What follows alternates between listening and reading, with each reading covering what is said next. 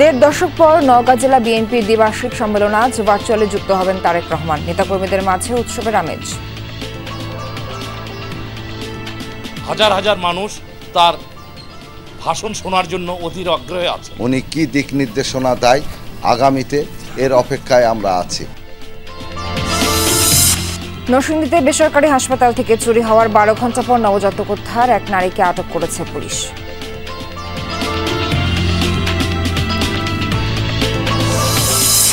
খানাখন্দে ভরা খুলনা সাতক্ষীরা মহাসড়কে যাত্রী ভোগান্তি, প্রায় ঘটছে দুর্ঘটনা। একই চিত্র মোংলা মহাসড়কেও।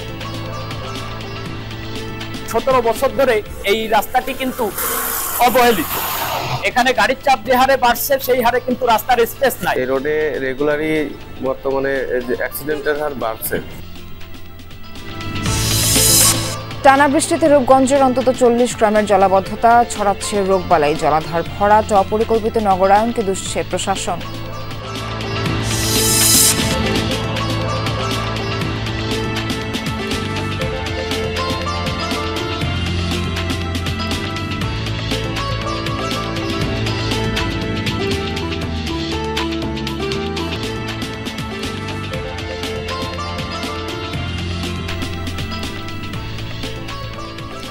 স্বাগত সবাইকে, আমন্ত্রণ সংবাদ সারাদেশে। এতক্ষণ শিরোনাম দেখছিলেন, পুরো খবর জানাতে সঙ্গে আছি নাবিলা সোহার।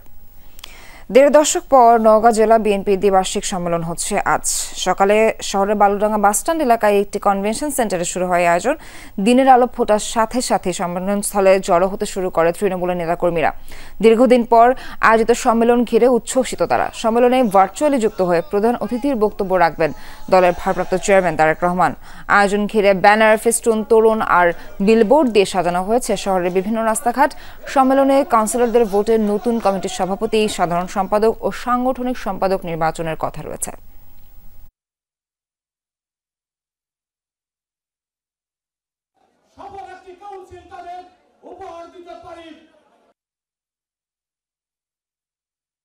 ধানের শীষের প্রতীকে যারা নেতৃত্ব দেবে, নওগাঁ জেলাকে নেতৃত্ব দিয়ে বিজয় ছিনিয়ে আনতে পারবে, সেই ধরনের লোকদেরকে নিয়েই আমাদের এই নির্বাচন যেন হয়। অতিথি উনি বক্তব্য রাখবেন আজকের অনুষ্ঠানে, ভবিষ্যতে বাংলাদেশের দিক নির্দেশনার উপরে মূল্যবান বক্তব্য রাখবেন।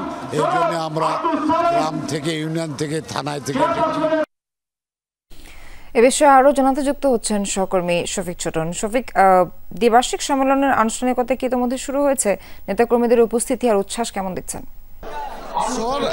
আনুষ্ঠানিক শুরু হয়নি, তবে স্থানীয় নেতাকর্মীরা বক্তব্য দিচ্ছেন এবং বাইরের অবস্থা যদি দেখায় তাহলে হচ্ছে যে নওগাঁ শহরের যে প্রধান সড়ক বালুডাঙ্গা বাসস্ট্যান্ড থেকে জেলখানার মোড় পর্যন্ত একেবারে নেতাকর্মীদের উপচে পড়া ভিড়।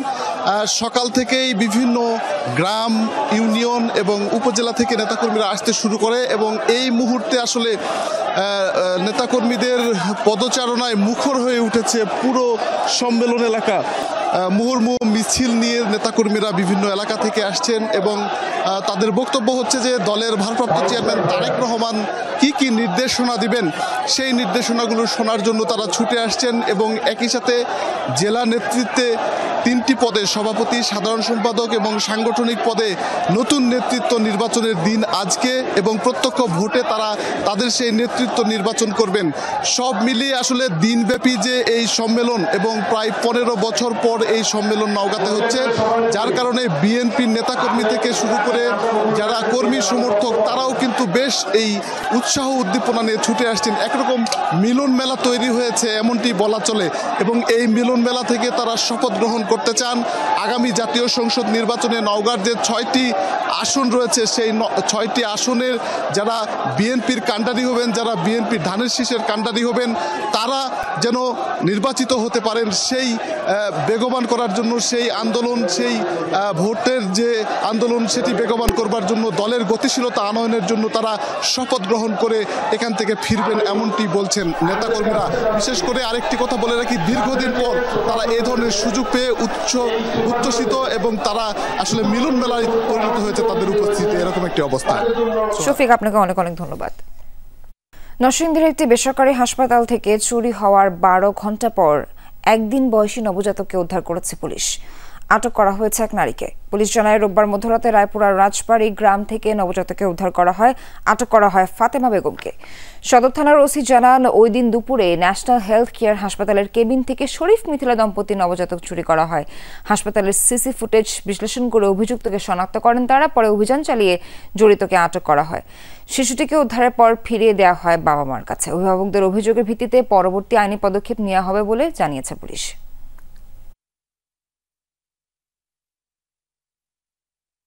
মহিলা মানে কিভাবে বাচ্চারা নিছে, কিন্তু ডাক্তার এবং নার্স কিন্তু তারা তথ্য তালাবি করছে না। আজকে যখন বাচ্চা নাই হয়েছে তখন ফোন দিয়া কইছে কয় ভাই কাল্লা তো আমার ছেলে হয়েছে, আজকে তো অনেক ছেলেটা নাই হয়েছে। শেরেবাংলা মেডিকেল সহ সারা দেশের স্বাস্থ্য খাতে অব্যবস্থাপনার প্রতিবাদে আজও বরিশাল কুয়াকাটা মহাসড়ক অবরোধ করেছেন ছাত্র জনতা। এই বিষয়ে আরো জানাতে যুক্ত হচ্ছেন সহকর্মী কাউসার হোসেন।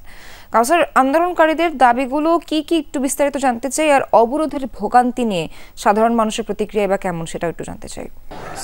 সারা দেশের স্বাস্থ্য খাত সংস্কারের দাবিতে বরিশালে যে লাগাতার আন্দোলন চলছে, সেই আন্দোলনের অংশ হিসাবে আজ চতুর্থ দিনের মতো বরিশাল কুয়াকাটা মহাসড়ক অবরোধ করে আন্দোলন করছেন আন্দোলনকারীরা। এবং তারা শুরু থেকে যে দাবি জানিয়ে আসছেন যে তাদের 3 দফা দাবি রয়েছে। এর মধ্যে হাসপাতালগুলোতে যে অব্যবস্থাপনা রয়েছে, সেই অব্যবস্থাপনা দূর করে পুরো হাসপাতাল সিস্টেমকে ঢেলে সাজাতে হবে। হাসপাতালে যে দুর্নীতিবাজরা রয়েছেন বা যে দালাল সিন্ডিকেট বা ডায়াগনস্টিক সেন্টারের যে সিন্ডিকেট রয়েছে, সেই সিন্ডিকেট ভেঙে দিতে হবে এবং একটি টাস্ক ফোর্স গঠনের মাধ্যমে পুরো স্বাস্থ্য খাতকে একটি সুনির্দিষ্ট চেইন অফ কমান্ডের মধ্যে নিয়ে আসতে হবে।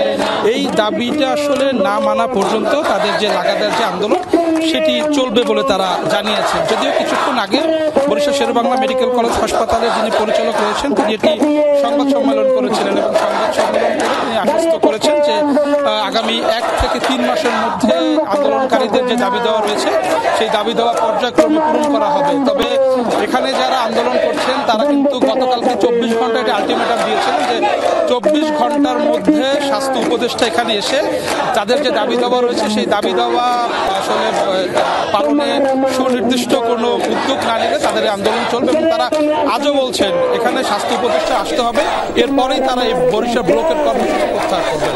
সোহান। কাউসার, ধন্যবাদ। খুলনা সাতক্ষীরা মহাসড়কটির দৈর্ঘ্য 64 কিলোমিটার। ভোমরা স্থলবন্দর সংযোগ এই পথের 0 পয়েন্ট থেকে ডুমুরিয়া উপজেলার 18 মাইল পর্যন্ত পড়েছে। খুলনার মধ্যে দূরত্ব 33 কিলোমিটার। ওই সড়কে প্রশস্তকরণ ও পুনর্নির্মাণ কাজ শুরু হয় 2018 সালে, শেষ হয় 2020 সালের জুনে। শুধু খুলনা অংশের প্রকল্পের ব্যয় ধরা হয় 160 কোটি টাকা। তবে পুনর্নির্মাণের 5 বছরেই মহাসড়কটির বেহাল দশা। সড়ক নির্মাণে দুর্নীতি হয়েছে উল্লেখ করে এর সঙ্গে জড়িতদের শাস্তির আওতায় আনার দাবি জানিয়েছেন খুলনার নাগরিক নেতারা। এই দৃশ্য দেখে সহজেই বোঝা যায় কতটা বেহাল খুলনা সাতক্ষীরা মহাসড়ক। খুলনা শহরের পার্শ্ববর্তী 0 পয়েন্ট থেকে ডুমুরিয়ার 18 মাইল পর্যন্ত 33 কিলোমিটার খুলনা সড়ক বিভাগের আওতায়।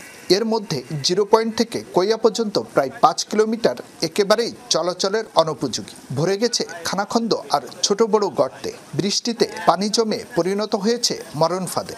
এখান থেকে একদম চুকনগর পর্যন্ত আধা ঘন্টা রাস্তা, আসতে আমাদের 2 ঘন্টা লাগে। খুবই খারাপ অবস্থা। এখানে গাড়ি উল্টে যায়, অটো রিক্সা ভালো মতো চলতে পারে না। গাড়ির পিছনে 2000 টাকা খরচ করতে হয়, তাহলে আমরা চলবো কি করে? পেট চালাবো না গাড়ি ছাড়বো? 24 কিলো ভাঙ্গা ভাই, এই রাস্তার ভিতরে গাড়ি চালান জানে। 5 বছর আগেই পুনর্নির্মাণ করা হয়েছে মহাসড়কটি। প্রতি কিলোমিটারে ব্যয় হয় প্রায় 5 কোটি টাকা, অথচ এখনই বেহাল। যানবাহন চলাচলে কিছু জায়গায় ইটের সোলিং করে দেওয়া হয়েছে, তবে তাতে কমছে না দুর্ভোগ। সরকার কোনো উদ্যোগ নিচ্ছে না, গাড়ি চালাইতে খুব কষ্ট হচ্ছে, যে কোনো সময় পাটি ভাঙবে, মানে একটা না একটা ক্ষতি হচ্ছেই। প্রেগনেন্সি কোনো মহিলা যদি এখানে আসে তাহলে মনে হয় না যে সে স্বাভাবিকভাবে যেতে পারবে। শুরু থেকেই কাজের মান নিয়ে প্রশ্ন ছিল সাধারণ মানুষের। অনিয়মে জড়িতদের শাস্তির দাবি নাগরিক নেতাদের। এই রাস্তাটা তৈরি হয়েছে এতই নিম্নমানের যে কথা বললেন, এখন যেন মনে হয় ওটা জায়গায় জায়গায় পুকুর হয়েছে, খালও তৈরি হয়েছে। এত দ্রুত যে ধ্বংস হয়ে গেল, নষ্ট হলো, তার জন্য তারা দায়ী। তদন্তপূর্বক তাদের শাস্তিও দাবি করে। সড়ক বিভাগের দাবি, পুনর্নির্মাণের পর আগের চেয়ে মহাসড়কে বেড়েছে গাড়ি চলাচল, ভোমরা স্থলবন্দরের পণ্যবাহী ভারী যানবাহনেরও। এতে সংস্কারের কয়েক বছরের মধ্যেই এমন হাল হয়েছে। পদ্মা ব্রিজ যখন হয় এখানে যানবাহন আমরা যেটা দেখছি নর্মালি 10 থেকে 15% বাড়ে। 10 থেকে 15%-এর জায়গায় এটা এখন প্রায় 60% বেড়ে গেছে। এই রাস্তার যে ফাউন্ডেশন যে নেচারে তৈরি করা হয়েছিল সেই নেচারের ফাউন্ডেশন দিয়ে এই লোডটা আসলে কখনোই এটা নেওয়া সম্ভব হবে। আমি এখন দাঁড়িয়ে আছি খুলনা সাতক্ষীরা মহাসড়কের 0 পয়েন্ট এলাকায়।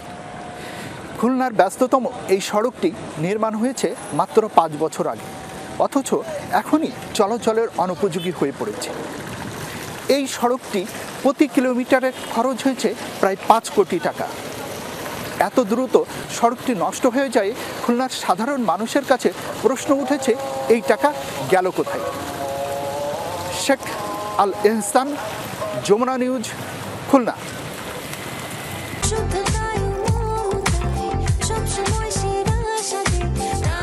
প্রাণ ইউএইচটি মিল্ক, শুদ্ধতায় ও মমতায় সবসময় সেরা স্বাদে। দক্ষিণ পশ্চিমাঞ্চলের বাণিজ্যিক প্রবেশদ্বার খুলনা মোংলা মহাসড়ক অন্যতম সামুদ্রিক বন্দর। মোংলার সাথে দেশের নানা প্রান্তে সড়ক পথে যোগাযোগ হয় এই মহাসড়ক দিয়ে, অথচ খানাখন্দে ভরপুর আর অপ্রশস্ত সড়কটিতে দুর্ভোগ নিত্যসঙ্গী। দুর্ঘটনায় হয় প্রাণহানিও। চলতি বছরের 7 মাসে ঝরেছে 13 জনের প্রাণ। অত্যন্ত গুরুত্বপূর্ণ এই মহাসড়কটির সংস্কার ও প্রশস্তকরণের দাবি যাত্রী চালকদের।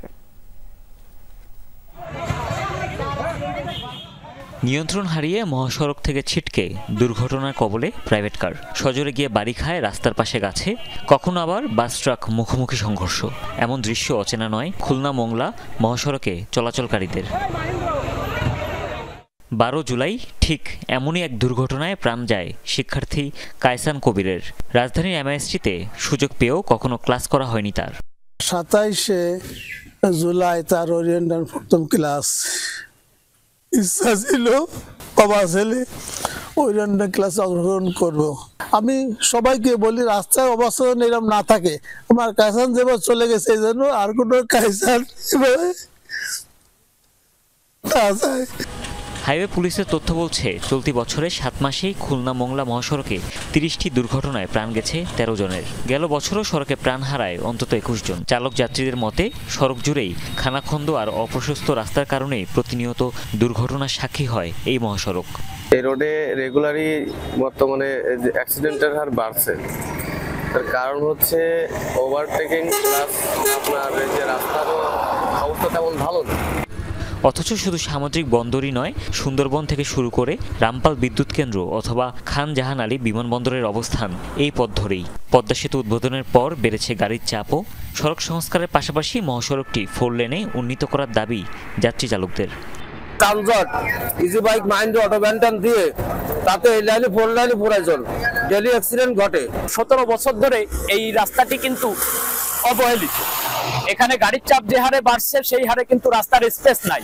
হাইওয়ে পুলিশের মতে শুধু বেহাল সড়ক নয়, দুর্ঘটনার জন্য দায়ী চালকদের অসাবধানতাও। তবে সড়ক প্রশস্ত সহ দ্রুত সংস্কারের পরামর্শ এই কর্মকর্তারও। মহাসড়কে যে অ্যাক্সিডেন্টগুলো হচ্ছে তার বেশিরভাগ কারণ হচ্ছে এখানে আপনার 2 লেনে গাড়ি যাতায়াত রয়েছে। এখানে যদি 4 লেন হতো তাহলে কিছুটা হলেও দুর্ঘটনার সংখ্যা হ্রাস পেত। তারপরে পাশে আপনি ডিভাইডার, রাস্তার মাঝখানে ডিভাইডার নেই। খুলনা মোংলা মহাসড়কে ছোট বড় মিলিয়ে প্রতিদিন প্রায় 2000 যান চলাচল করে। হুমায়ুন রশিদ, যমুনা নিউজ। ভয়াবহ জলাবদ্ধতার কবলে রূপগঞ্জের অন্তত 40টি গ্রামের মানুষ। কয়েকদিনের টানা বৃষ্টিতে জমেছে পানিবন্দী বাড়িঘর, রাস্তাঘাট। দেখা দিয়েছে রোগবালাই। স্থানীয় প্রশাসন বলছে জলাধার ভরাট করে শিল্পায়ন অপরিকল্পিত নগরায়নের কারণে সরছে না পানি। জলাবদ্ধতা নিরসনের চেষ্টা চলছে। এ যেন জলে ভাসা জীবন, চারদিকেই পানি, ডুবে আছে বাড়িঘর, রাস্তাঘাট। জলাবদ্ধতার এমন চিত্র রাজধানী ঘেঁষা রূপগঞ্জে। পানিবন্দী কাঞ্চন ও তারাবো পৌরসভা, গোলাকান্দাইল, মুড়াপাড়া ও ভুলতা ইউনিয়ন সহ অন্তত 40টি গ্রামের লাখো মানুষ। একসময় সবুজে ঘেরা ছিল এসব এলাকা, চাষাবাদ করতেন স্থানীয়রা। এখন বর্ষা মানেই জলাবদ্ধতা, খালবিল ভরাট করে নগরায়নের প্রভাব পড়েছে। জমে আছে কয়েকদিনের টানা বৃষ্টির পানি, কর্মহীন মানুষ। আগে পরে মনে করেন 1 মাস 2 মাস পানি থাকতে লাইমা যেত, এখন দীর্ঘদিন ধরে 3 মাস 4 মাস ধরে আমার এলাকায় পানি। এই যে আমাদের ঘরটাই দেখুন 4 বছর কিন্তু আস্তে আস্তে ডাবতেছে। মঙ্গল দিয়ে আমরা জায়গায় জায়গায় থাকতেছি, মানে আমরাই বাঁচুন না গরু বাঁচুন। তাদের যেতে অসুবিধা হয়, কাদার থেকে আইতে অসুবিধা হয়। কোথাও হাঁটু সমান পানি, কোথাও তারও বেশি। ডুবে আছে রাস্তাঘাট, দোকানপাট। কারো কারো ঘরের ভেতরেও পানি নেই, বাজারঘাট, জ্বলছে না চুলা। দেখা দিয়েছে বিশুদ্ধ পানির সংকট, বন্ধ শিক্ষা প্রতিষ্ঠান। রাস্তায় বাইরে একদিকে একটু যাইয়া হয়তো একটা কিছু আনমু, বড় আমরা সুবিধা মতন চলমু, এইটাও আমাকে সমস্যা। চাল নাই, ভাত নাই, খাইতে কষ্ট। হাড়ের উপরে এই যে বাচ্চা কতক্ষণ পর পরেই পানিতে পড়ে যায়।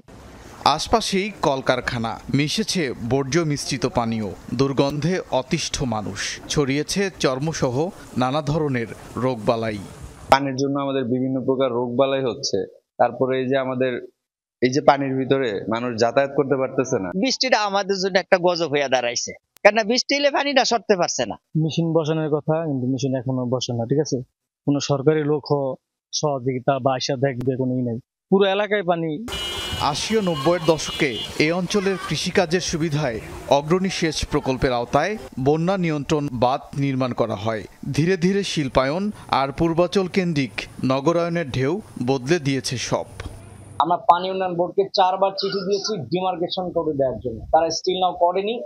বাট এখন আমরা এলাকাবাসীকে সাথে নিয়ে, আমরা যেহেতু জানি যে কোন লাইনে ছিল খালটি, সেই লাইন ধরে আমরা আবার নিজেরাই খনন করব। 12টা প্রতিষ্ঠানকে আমরা আইডেন্টিফাই করে তাদেরকে চিঠি দিয়েছি যে আপনাদের কিছু অবৈধ স্থাপনা আছে, অথবা আপনাদের হয়তো কোনো প্রতিষ্ঠানে কিছু অংশ আমাদের খালে চলে এসেছে, এই ধরনের চিঠি দিয়েছি, আপনি একটু সরাই ফেলেন অথবা আমরা উচ্ছেদে যাব। জলাবদ্ধতার স্থায়ী সমাধানের জন্য মন্ত্রণালয়ের সমন্বিত উদ্যোগ জরুরি বলে জানিয়েছেন কর্মকর্তারা। ওবায়দুর রহমান, যমুনা নিউজ। দর্শক, এখানে শেষ করছি সংবাদ। সারা দেশের এখনকার আয়োজন। সঙ্গে থাকার জন্য ধন্যবাদ সবাইকে।